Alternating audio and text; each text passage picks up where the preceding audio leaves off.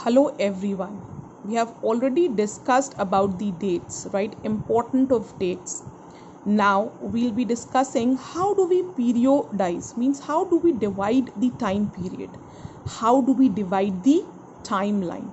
How do we decide that from this period to this period certain events have taken place? Now, in 1817, James Mill, a Scottish economist and political philosopher, published a massive 3-volume work, A History of British India. In this, he divided Indian history into 3 periods: Hindu, Muslim, and British. This periodization came to be widely accepted. Can you think of any problem with this way of looking at Indian history? Why do we try and divide history into different periods? Why we do so in an attempt to capture the characteristics of a time, its central features as they appear to us? So the terms through which we periodize, that is demarcate the difference between periods, become important. They reflect our ideas about the past. They show how we see the significance of the change from one period to the next.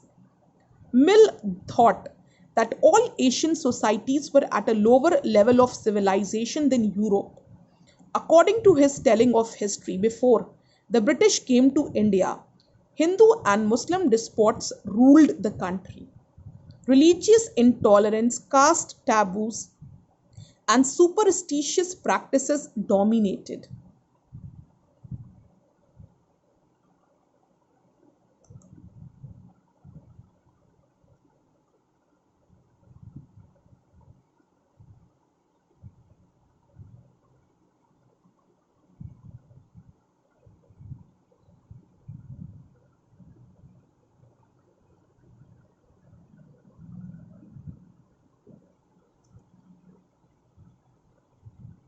Dominated the social life. British rule Mill felt could civilize India. To do this, it was necessary to introduce European manners, arts, institutions, and laws in India.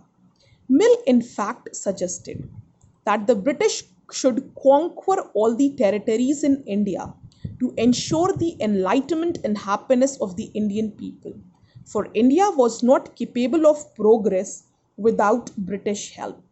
In this idea of history, British rule represented all the forces of progress and civilization. The period before British rule was one of darkness. Can such a conception be accepted today? In any case, can we refer to any period of history as Hindu or Muslim? Did not a variety of faiths exist simultaneously in these periods? Why should we characterize an age only through the religion of the rulers of the time? To do so is to suggest that the lives and practices of the others do not really matter. We should also remember that even rulers in ancient India did not all share the same faith. Moving away from British classification, historians have usually divided the Indian history into ancient, medieval, and modern. The division too has its problems. It is a periodization that is borrowed from the West, where the modern period was associated with the growth of all the forces of modernity: science, reason, democracy, liberty, and equality. Medieval was a term used to describe a society where these features of modern society did not exist. Can we uncritically accept this characterization of the modern period to describe the period of our study? As you will see in this book, under British rule, people did not have equality, freedom, or liberty. Nor was the period one of economic growth and progress. Many historians therefore refer to this period as colonial.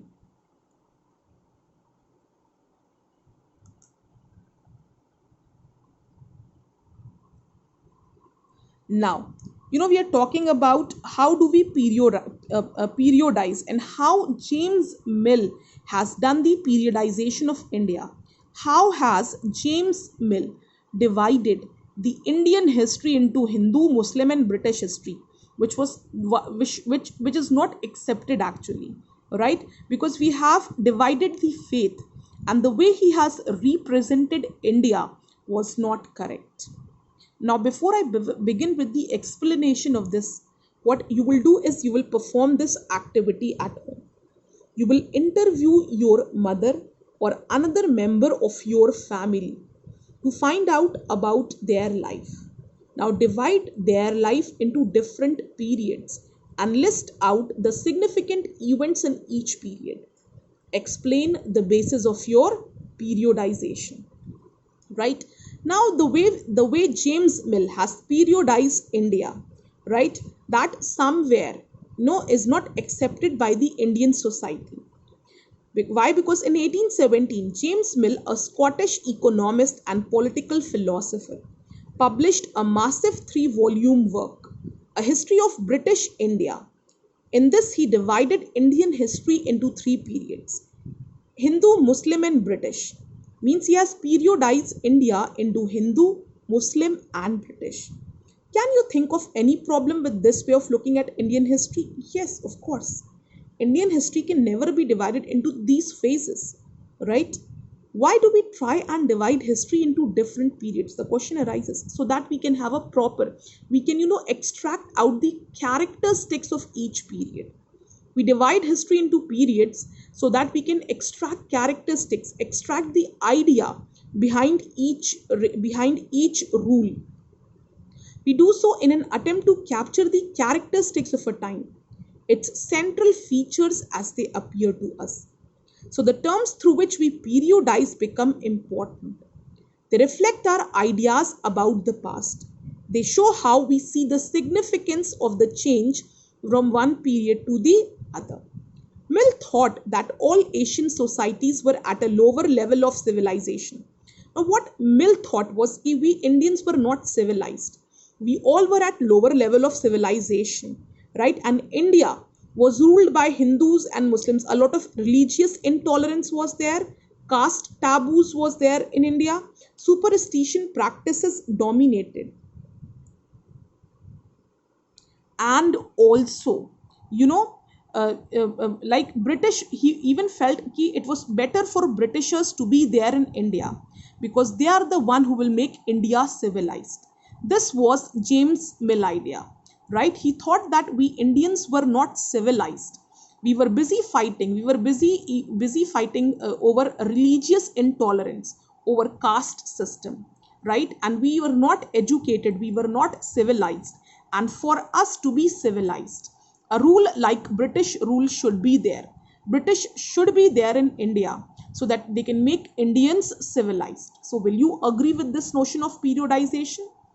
Will you accept this division of history? No. History was not like this, the way it is being represented by James Mill.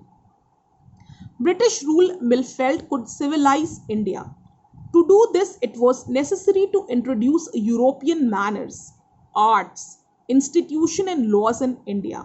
Mill in fact suggested that British should conquer all the territories in India to ensure the enlightenment and happiness of the Indian people. For India was not capable of progress without British help. This is what Mill thought, that we people were not capable of handling our own country. Right? He thought that Britishers had come to India to civilize us.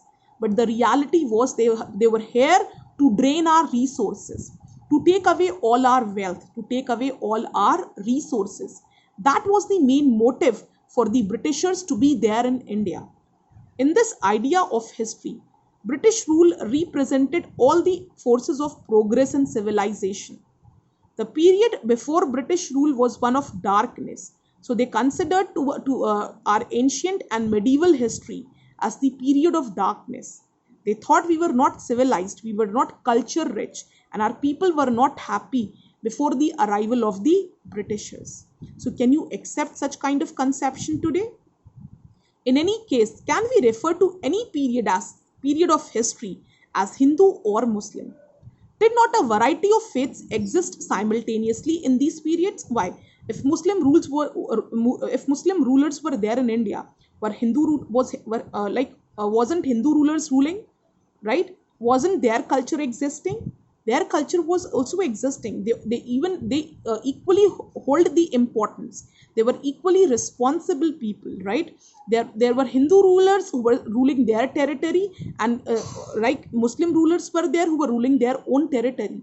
So Muslims and Hindus, they were ruling India together, though they were not on a friendly, on a cordial relationship. But still, while the Mughal emperor was there in India, there were certain Hindu rulers also, the Marathas, right? They were also there in India who were fighting for their origination. The Rajputs, the Marathas existed in India even when Muslims were ruling India. Why should we characterize an age only through the religion of the rulers of the time? To do so is to suggest that the lives and practices of the others do not really matter. We should also remember we should also remember that even rulers in ancient India did not all share the same faith. Moving away from British classification, historians have usually divided Indian history into ancient, medieval, and modern.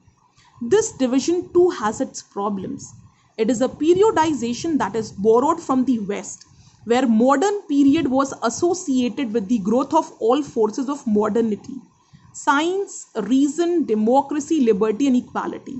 And in India, modern period starts with the coming of the Britishers. But when Britishers had come to in India, there was no equality, there was no democracy, there was no liberty.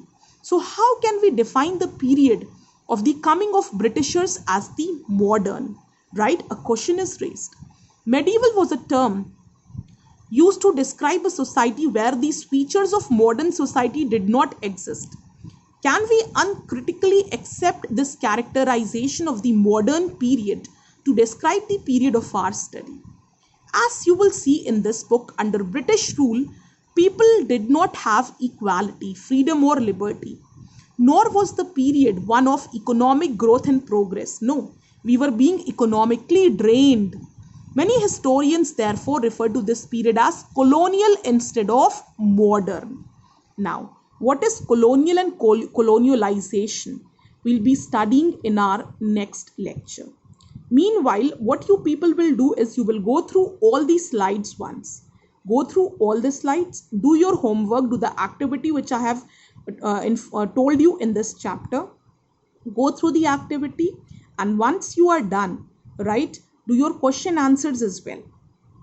After the completion of the chapter, the question answers which are given at the end, you people will do it.